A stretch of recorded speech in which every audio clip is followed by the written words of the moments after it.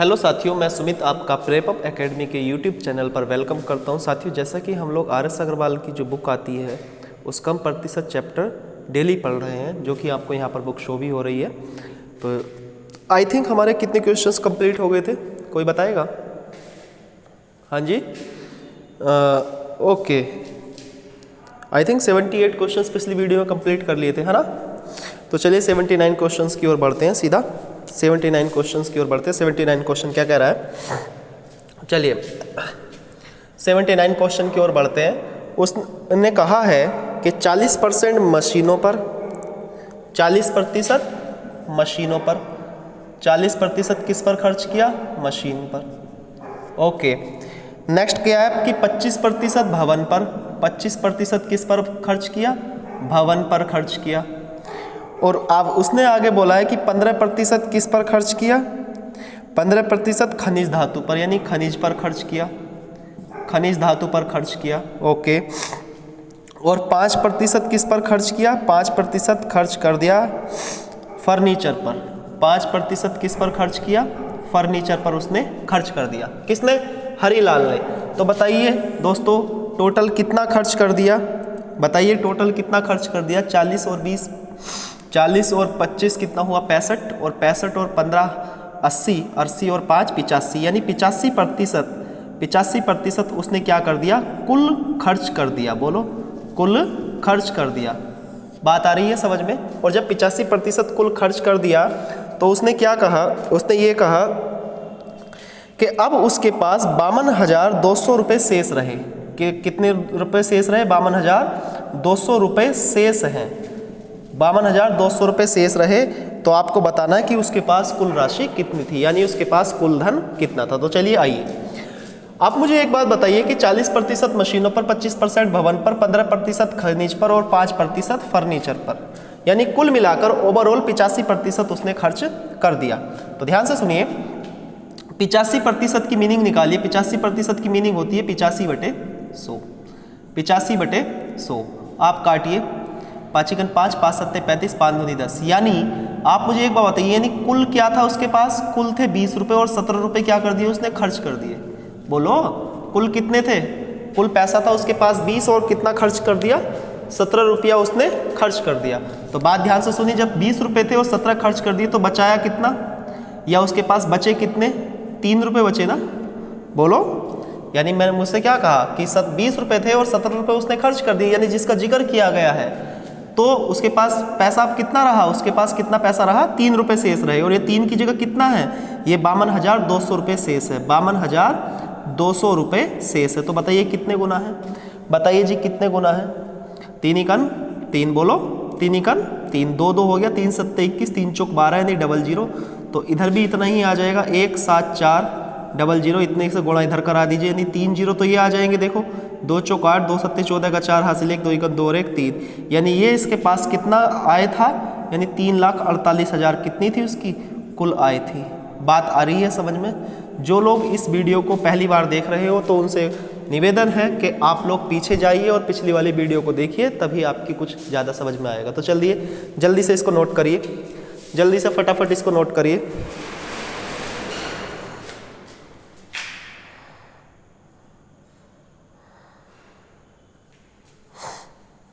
Okay, चलिए आगे बढ़ते हैं। समझ में आया नहीं? ओके, आपकी समझ में आ गया होगा। 79 क्वेश्चन हो गया। आइए देखिए, नेक्स्ट क्वेश्चन में बढ़ते हैं हम। नेक्स्ट क्वेश्चन में बढ़ते हैं 80 क्वेश्चन, यानी 80 सवाल। 80 सवाल में क्या कहा? 80 क्वेश्चन में क्या कहा दोस्तों? उसने बोला है गाइज कि एक वस्तु के मूल्य में 25% डिक्रीजमेंट हो गया, मतलब 25% की कमी हो गई, तो उसको प्रारंभिक मूल्य पर लाने हेतु नए मूल्य में कितने प्रतिशत कमी करनी होगी? तो मेरी बात ध्यान से सुनिए कि 25% की कमी हो गई। सुनिए, 25% की कमी हो गई, तो 25% की मीनिंग होती है 1/4। उसने बोला है कमी हो गई, यानी डिक्रीजमेंट हो गया। तो बताइए 4 से कितना हो गया? 4 में 1 कम हो गया, यानी 4 से 3 हो गया। तो वो ये कह रहा है कि प्रारंभिक मूल्य पर लाने हेतु कितने की वृद्धि करनी पड़ेगी। तो एक बात सुनिए, आपको प्रतिशत निकालना है, तो प्रतिशत बराबर होता है वैल्यू। क्या होता है? वैल्यू अपॉन किसकी? वैल्यू अपॉन किसकी? और गुणा में होता है चाहिए जिसकी। बोलो चाहिए जिसकी। ये मैंने तो आपको फार्मूला बता दिया है ना, रामबाण है ना। तो बताइए वैल्यू कितनी हुई, वैल्यू तो 1 है, तो 1 है। तो बताइए किस में वृद्धि कर रहे हैं ना, तो इसमें वृद्धि कर रहे हैं 3 में, और तो गुणा 100, तो कितना आया 33 सही 1/3%। 33 सही 1/3%। बात आई समझ में या नहीं आई? हाँ या ना बताइए। हाँ जी भाई लोग, आप लोगों की कोई पीछे कोई समस्या नहीं है? देखो एक बात ध्यान से सुनना, ये तो था कंसेप्ट, इसको हम एक तरीके से कर लेते हैं। हमसे बोला था कि 25% की क्या बोली थी, कमी बोली थी, तो 25% की मीनिंग होती है 1/4, यानी कमी करेंगे तो 4 से 3। और गाइज इस बात को ध्यान से समझना, जब किसी क्वेश्चन में सिंगल प्रतिशत हो तो आपको बाद वाला बटे में रखना है, यानी कितनी कमी हुई 1, किसके बाद वाला बटे में रखना है, यानी इधर वाला, और गुणा 100। तो बताइए 1/3 की मीनिंग क्या होती है, मैंने आपको पढ़ाया पहली वीडियो में, 33 सही 1/3%। तो यानी ये 33 सही 1/3% की यहाँ पर क्या करनी पड़ेगी दोस्तों, वृद्धि करनी पड़ेगी। समझ में आया हाँ या ना बताइए? समझ में नहीं आया हो तो चलिए नेक्स्ट क्वेश्चंस की ओर बढ़ते हैं। जल्दी से उतारिए, नेक्स्ट क्वेश्चंस की ओर बढ़ते हैं। 80 सवाल कंप्लीट हुआ इसी के साथ। उम्मीद करता हूँ बात समझ में आ रही होगी आप लोगों के, ठीक है। 80 क्वेश्चंस कंप्लीट हुआ, आप लोगों को हम अच्छे से अच्छा देने की कोशिश कर रहे हैं। नेक्स्ट प्रेप एकेडमी आप लोगों के साथ है। 80 क्वेश्चंस हो गया है। 81 देखिए, 81 सवाल। हमसे बोला है कि चावल के मूल्य में 60% का इंक्रीजमेंट हो गया है, यानी चावल के प्राइस में 60% का इंक्रीजमेंट हो गया, तो अब इसमें कमी करा रहा है। पिछले सवाल में क्या था, पिछले सवाल में कमी करके वृद्धि करा था, आपके वृद्धि करके कमी करा रहा है। तो बताइए 60% की वृद्धि हो गई, तो 60% की मीनिंग कोई मुझे बताएगा, यानी बाद 60/100, 20 या 60, 20 100। तो मेरे भाई आपको पता भी होना चाहिए, ठीक है, डायरेक्ट भी पता कर सकते थे। इसकी मीनिंग क्या है, 3/5 है। तो उसने क्या करा, इंक्रीजमेंट हो गया। तो बताइए 5 में 3 की वृद्धि हो गई, तो वैल्यू कितनी हो गई, 5 से 8। आप ही मैंने आपको पढ़ाया परसेंटेज बराबर क्या होता है, वैल्यू अपॉन किसकी, वैल्यू अपॉन किसकी, और गुणा में चाहिए जिसकी। बोलो ये बात मैं पढ़ा कर आपको थक चुका हूँ। वैल्यू अपॉन किसकी और गुणा में चाहिए जिसकी। तो दोस्तों बताइए वैल्यू कितना है, वैल्यू है 3। और बताइए वो कह रहा है कि कमी करो, तो कमी किस में करेंगे, बाद वाले बटे में कमी करेंगे, बोलो गुणा 100।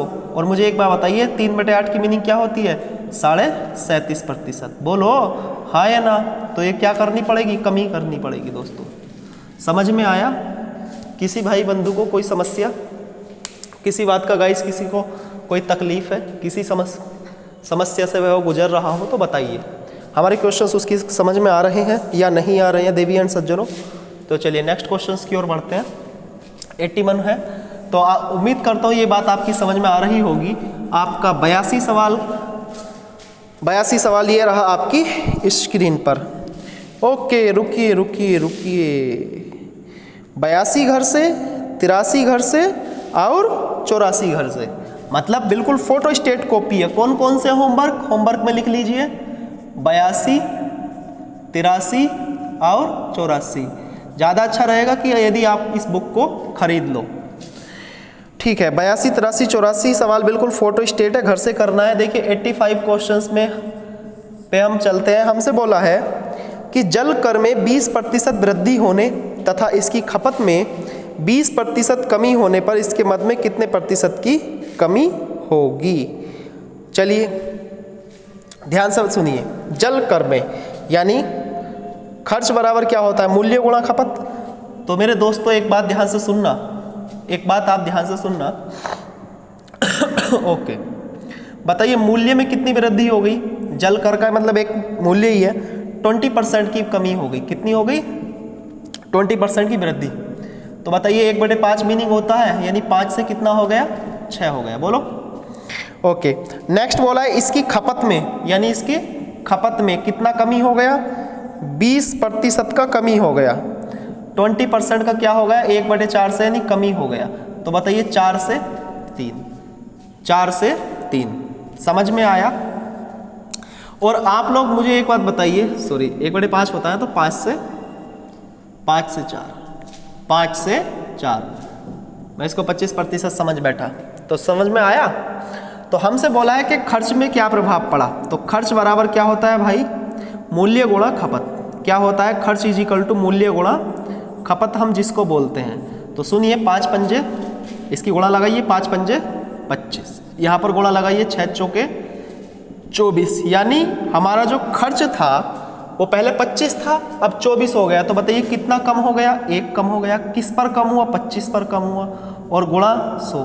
तो ध्यान से सुनिए, 25 चौका 100, आराम से काट दीजिए, गंदे हाथों से कैलकुलेशन खराब नहीं करनी। तो यहाँ पर क्या आ जाएगा, 4% का कमी आ जाएगी। बोलो हाँ ये ना, बोलिए समझ में आ रहा है। और यदि आपकी समझ में नहीं आ रहा हो तो कमेंट करके हमें बता सकते हो कि हाँ सर हमें यहाँ प्रॉब्लम है, उस चीज़ को सुधार किया जाएगा। समझ में आया, ओके। 82, 83, 84 घर से है, 85 मैंने आपको करा दिया। चलिए 86 क्वेश्चंस की ओर बढ़ते हैं।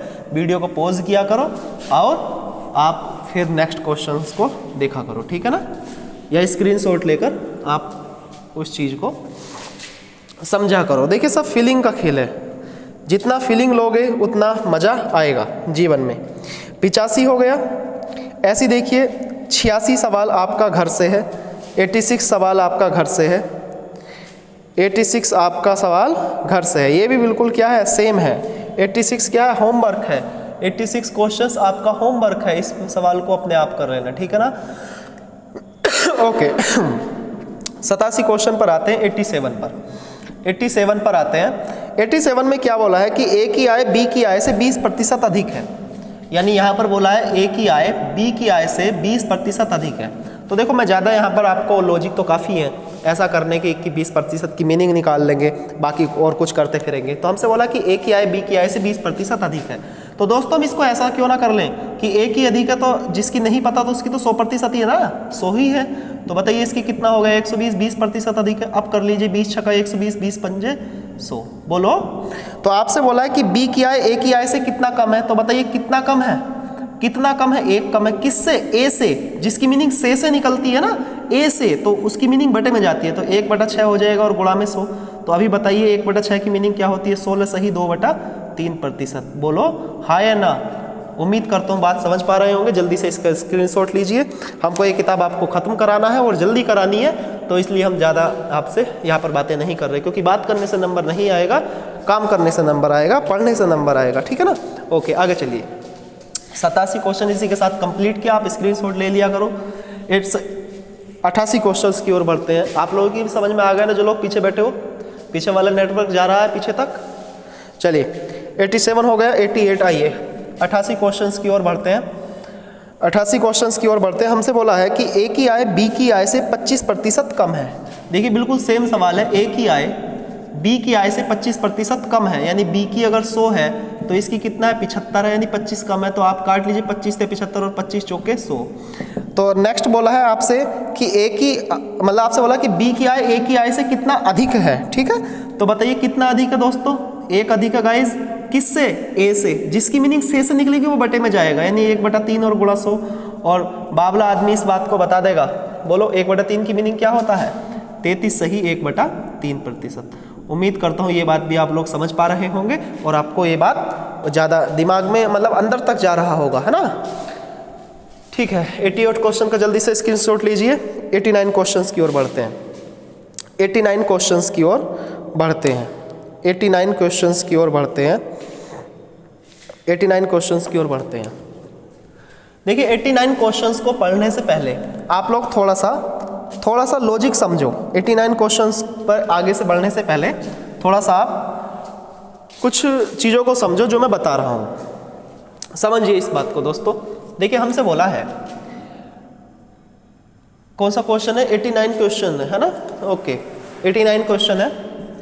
ये पीछे को क्वेश्चंस पढ़ना पड़ता है, बुक रखी हुई है, टैब रखी हुई है, मोबाइल्स रखा हुआ है, ठीक है। तो इस बात को ज़्यादा आप विचार ना करिएगा कि उधर को मैं क्यों देखता हूँ, यहाँ पर बुक रखी हुई है। चलिए ध्यान से सुनिए। अरे यार एक बात बताओ, कोई भी टीचर्स हो, पढ़ा तो बुक से ही है ना, आपको यहाँ पर कराया जा रहा है, ठीक है। आप ऑफलाइन में मिल सकते हो हमसे आकर, कोई भी डाउट हो किसी प्रकार का तो कोई दिक्कत नहीं है, सब बुक से पढ़े हैं। चलिए हमसे बोला 89 क्वेश्चन पर, देखिए खर्च बराबर क्या होता है, एक फार्मूला लिख लेना आप। खर्च बराबर क्या होता है, मूल्य गुणा खपत। मूल्य गुणा खपत।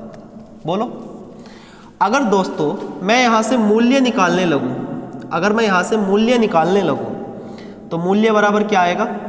खर्च बटे खपत। अरे हाँ या ना? बोलो, यहाँ तक कोई समस्या किसी को? मूल्य बराबर क्या होगा? खर्च बटे खपत। और ध्यान से सुनिए, खर्च का अनुपात खपत के अनुपात का उल्टा होता है। यानी ये बात मैं आपको स्टार बनाकर यहाँ पर लिखवा रहा हूँ, यहाँ पर नोट कर लीजिए कि खर्च का अनुपात खपत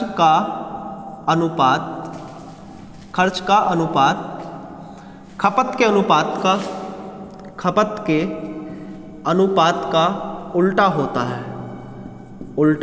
होता है। अगर लड़की है तो उल्टी होती है ना? उल्टा होता है। तो एक बात सुनिए, अगर खर्च का अनुपात सपोज दैट 3:4 है, खर्च का अनुपात सपोज दैट 3:4 है, तो इस बात को आप चाहे रट्टा मारना चाहे इस बात को समझना, तो बताइए खपत का अनुपात कितना हो जाएगा? ऑटोमेटिक 4 से 3 हो जाएगा। चलिए मैं इस बात को एक लॉजिक के तरीके से समझाता हूँ। इसी बात को मैं एक लॉजिक के तरीके से समझाता हूँ कि खर्च का अनुपात खपत के अनुपात का क्या होता है? उल्टा। आप मुझे एक बात बताइए, चलिए इस बात को भी गोली मारिए। आपके मान लीजिए पड़ोस में सेब का मूल्य, एप्पल का मूल्य 200 रुपये किलो है, ठीक है? और आप 200 रुपये लेकर सेब खरीदने ले जाते हैं, सेब खरीदने चले गए, मतलब मम्मी ने 200 रुपये दिए और आपको सेब खरीदने के लिए भेज दिया गया। लेकिन जब आप वहाँ पर गए तो सेब वाले ने ये कहा कि भाई अब 200 रुपये किलो नहीं मिलेंगे, अब 300 रुपये किलो मिलेंगे। क्यों? क्योंकि मूल्य बढ़ गया है, मूल्य बढ़ गया है। तो क्या आप 1 किलो सेब ले आओगे? नहीं, आप क्या करोगे? कम सेब लाओगे, क्योंकि 1 किलो लेने भेजा था, मूल्य बढ़ गया तो खपत घट गई ऑटोमेटिक, ठीक है? अगर वही सेब, आप मुझे एक बात बताओ, 1 किलो के आपको पैसे मिला और आप लोग दुकान पर चले गए तो आपने क्या देखा? आपने देखा कि सेब तो 150 रुपये किलो मिल रहे हैं, 150 रुपये किलो मिल रहे हैं। तो गड़बड़ नहीं करनी है कि 50 रुपये जेब में रख लिया है, पूरा हिसाब करना है। ये गणित का मामला है, आपके घर का मामला नहीं है। तो आप क्या करोगे? आप सेब ज़्यादा लाओगे, फालतू ले आओगे, है ना? जैसा अभी पेट्रोल की बात करते हैं कि जैसे पेट्रोल अभी महंगा था, जैसा अभी 105-106 रुपये किलो था, मतलब लीटर था, तो उसमें क्या था? उसमें लोग खपत अपनी कम कर रहे थे, मतलब गाड़ियाँ कम चला रहे थे। अब जैसे 10 रुपये सस्ता हो गया तो क्या करेंगे? वो पेट्रोल टंकी भरा ली कि उनको ये नहीं पता कि परसों महंगा होगा, है ना? कि परसों महंगा हो सकता है, परसों 120 रुपये प्रति लीटर भी हो सकता है, 140 रुपये प्रति लीटर भी हो सकता है। तो उन्होंने क्या काम करा? उन्होंने मतलब पेट्रोल ज़्यादा ले लिया। क्यों लिया? क्योंकि खर्च खपत एक दूसरे का उल्टा होता है। यानी मैंने अभी आपको बताया है, खर्च खपत एक दूसरे का उल्टा होता है, लेकिन ये मूल्य और खपत भी तो एक दूसरे का उल्टा होता है। बोलो, खर्च का अनुपात खपत के अनुपात का तो उल्टा होगा, लेकिन दोस्तों खर्च का अनुपात खपत के अनुपात का उल्टा होता है। ओके, ये चीज़ गड़बड़ा दी यार।